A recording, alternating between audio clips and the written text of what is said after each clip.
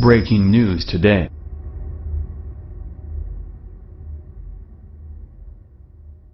Breaking: North Korea just threatened to shoot down U.S. planes, tensions at all-time high. North Korea has officially threatened to shoot down U.S. bombers, even if they aren't over North Korean territory, according to North Korea's foreign minister. They claim that they have the right to do so, after Trump declared war on them. Tensions have been escalating between North Korea and the United States, but we aren't the only ones embroiled in this conflict. China, South Korea, Japan, and even Russia have expressed concern over the mounting situation, and have collaborated to stop the rogue nation from developing nuclear weapons. The whole world should clearly remember it was the U.S. who first declared war on our country, North Korean Foreign Minister Ri Yong-ho told reporters in New York.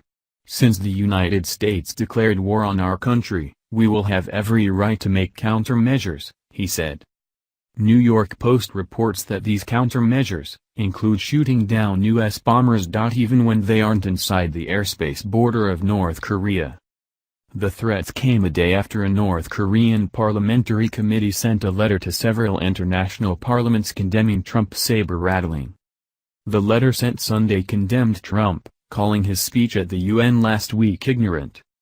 Trump threatened to totally destroy North Korea and its 25 million people and called North Korean dictator Kim Jong-un Rocket Man, remarks that he reportedly ad-libbed while veering off script from his prepared remarks, which had been vetted by his top national security officials. While Israel's Netanyahu has called Trump's speech one of the best he's ever heard, liberal pundits have attacked him nonetheless.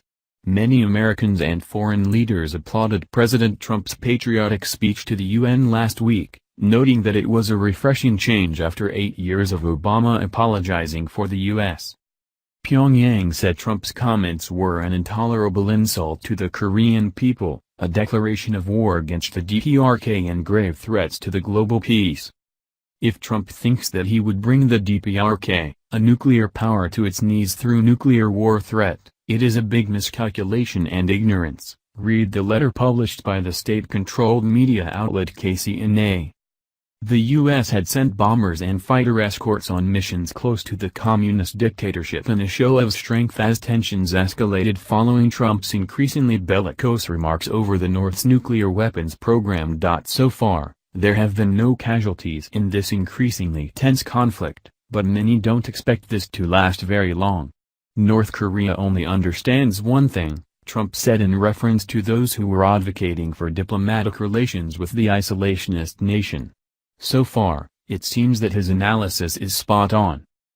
Despite UN sanctions decimating the North Korean economy by over 70%, they have still refused to halt their nuclear testing program.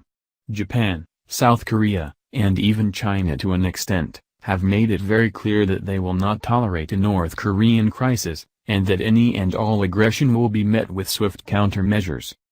Trump has also threatened to rain down fire and fury, unlike which the world has ever seen, and while most men and women in our armed forces would rather avoid a physical conflict, it seems that a battle between the North Korean mini-tyrant and #MAGA tweeting POTUS is inevitable.